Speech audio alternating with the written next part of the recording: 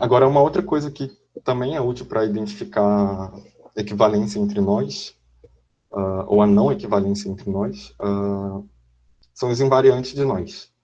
Imagina que a gente tem uma maneira, uma função que associa a cada nó uma quantidade. Pode ser um número, um polinômio, um grupo, enfim, é uma quantidade num sentido bem amplo, assim. Essa função, né, ou essa associação da quantidade, vai ser um invariante de nós, se a nós equivalentes ela associa a mesma quantidade. Então, um exemplo aqui, se eu associo todos os nós ao número zero, sei lá, isso vai ser um invariante porque, para todos os nós que são equivalentes, a quantidade associada é a mesma, que é zero. Mas isso não vai ser muito útil porque, para nós não equivalentes, também estão sendo associados à mesma quantidade, né? Então, seria um invariante bem fraco, digamos assim. E os invariantes são uma ótima ferramenta para identificar se dois nós são distintos, mas não para identificar se são iguais, como nesse exemplo que eu dei. Uh, Todos os nós têm o mesmo invariante, mas nem todos são equivalentes entre si, né? E já se a gente tem uma função que a gente sabe que é um invariante de nós, se a gente aplica em um nó, dá um resultado, e aplica em outro nó, dá outro resultado diferente, então a gente tem certeza, por definição mesmo, que esses nós não são equivalentes. E um exemplo... Ah, não. E uma consequência do teorema de Rademacher é que, passando para os diagramas também, né, a gente consegue uma maneira de identificar se uma função é um invariante ou não, só checando se ela respeita os Rademacher moves. Ou seja, se essa função aplicada num diagrama de nó dá o mesmo resultado do que a função aplicada no diagrama de nó, nesse mesmo diagrama de nó, que sofreu um dos movimentos de Rademacher, ou uma sequência deles. Então, se essa função preserva, se essa função continua igual no nó, modificado só por movimentos de Rademacher, então essa função é um invariante de nó. E um exemplo de invariante de nós é a tricolorabilidade, que ela identifica a capacidade ou não de um nó ser tricolorável. E um nó é tricolorável se cada cordão do seu diagrama pode ser colorido com uma de três cores, de maneira que acontece que pelo menos duas cores são usadas, e em cada um dos cruzamentos do diagrama, os três cordões que incidem nesse cruzamento ou são todos da mesma cor, ou eles são todos de cores distintas. Então, aqui eu coloquei um exemplo de um nó que é tricolorável, um outro nó que não é tricolorável.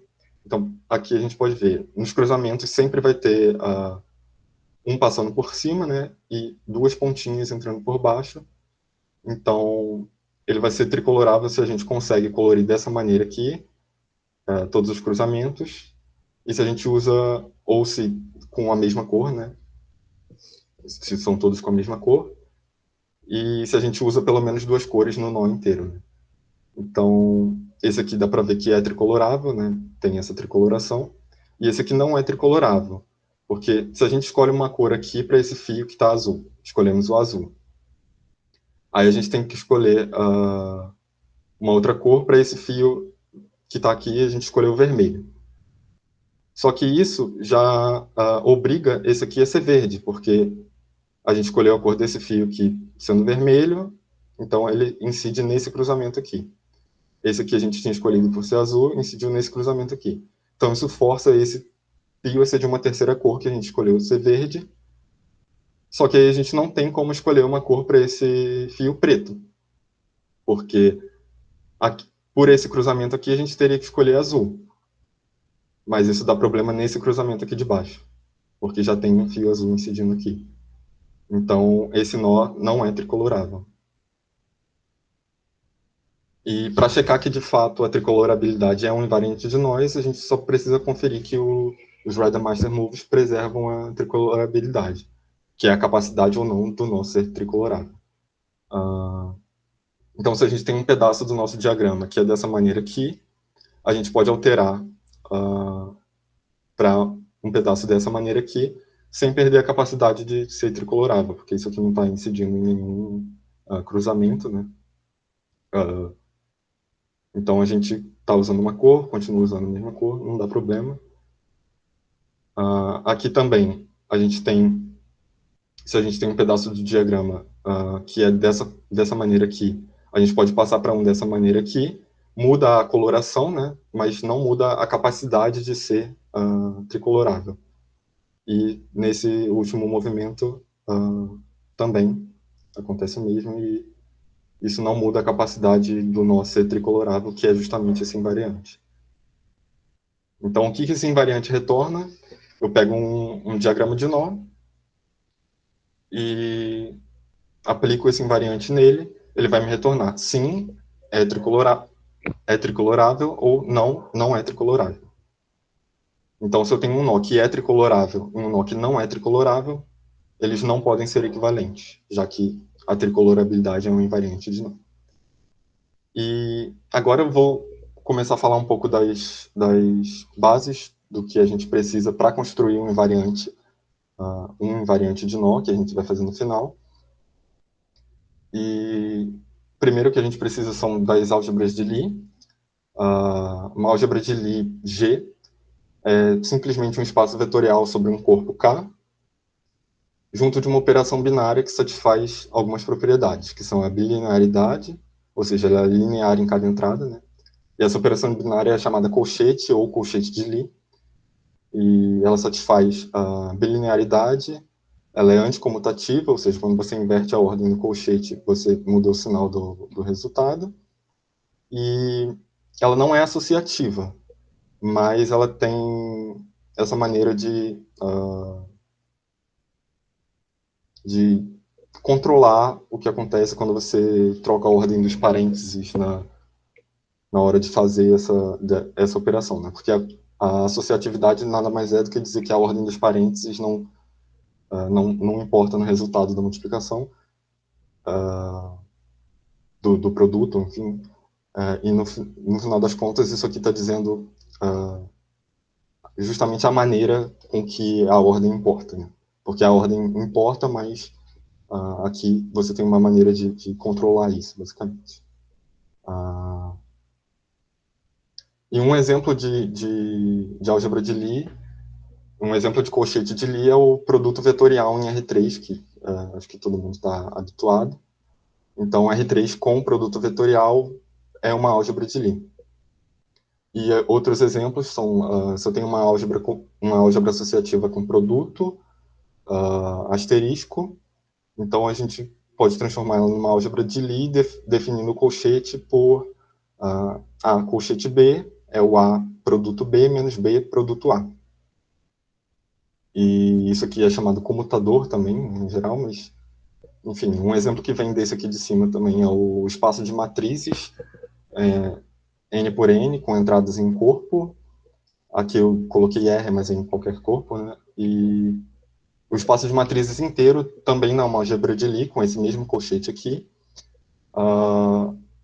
E é chamada GLN de K. E tem esse aqui também, que são as matrizes com traço zero, com esse colchete definido pelo comutador, né?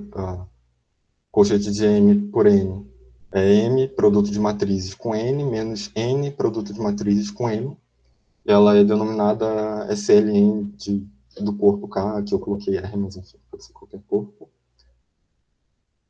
E um outro exemplo é quando a gente tem um espaço vetorial e a gente olha para o espaço de todas as transformações lineares desse espaço vetorial para si mesmo, e a gente denota isso por GL de V, e isso vai ser uma álgebra de Lie com colchete definido pela composição dessas transformações lineares, né? O colchete da transformação T com a transformação S, T composto com S, menos S composto com T. Isso também tem uma identificação com o espaço de matrizes, né? Se V tem dimensão N, se fixa uma base, enfim. Isso pode ser identificado. Mas, seguindo. Assim como para espaços vetoriais a gente tem as transformações lineares, para grupos a gente tem o homomorfismo de grupos, anéis, a mesma coisa. Então, para álgebras de Lie, a gente tem uma noção também de homomorfismo entre álgebras de Lie, que é uma maneira de transformar uma álgebra de Lie em outra. E, basicamente, o que a gente pede é que, já que G1 e G2 são espaços vetoriais, a gente pede uma transformação linear, só que a gente quer que preserve a estrutura de álgebra de Lie, e que seja compatível de uma certa maneira.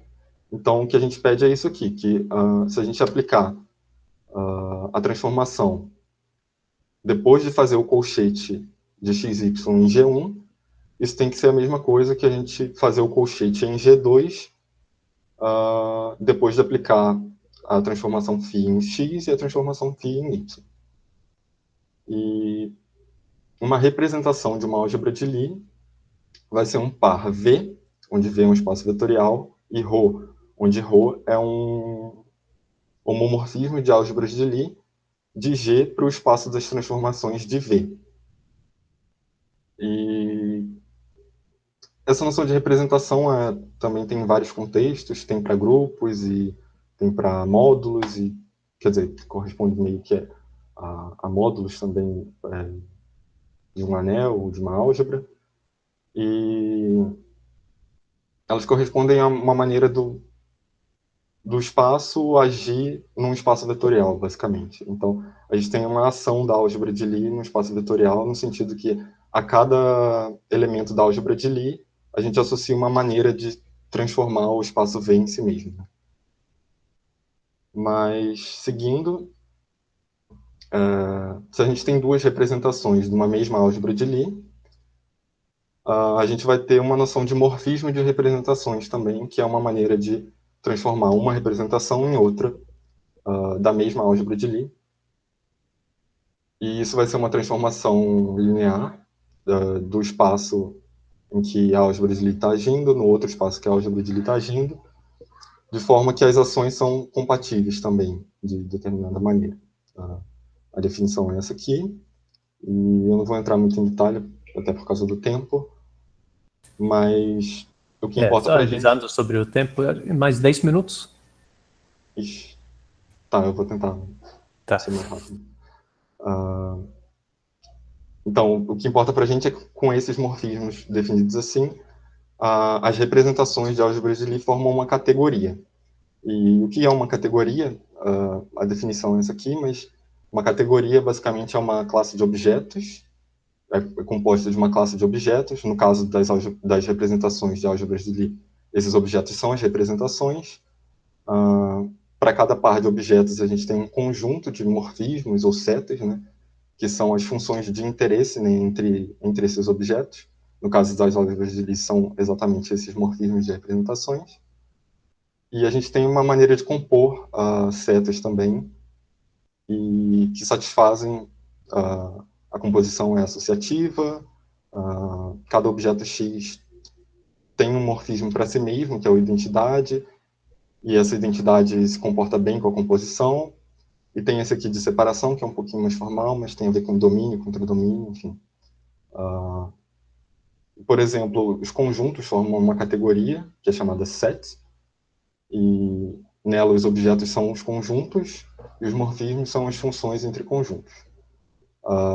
Os espaços vetoriais sobre um corpo K fixado também formam uma categoria chamada K-vect, e os objetos são justamente esses espaços vetoriais sobre o corpo, e os morfismos são as transformações lineares. Então, uma categoria basicamente é objetos de uma determinada estrutura e as funções de interesse dessa estrutura.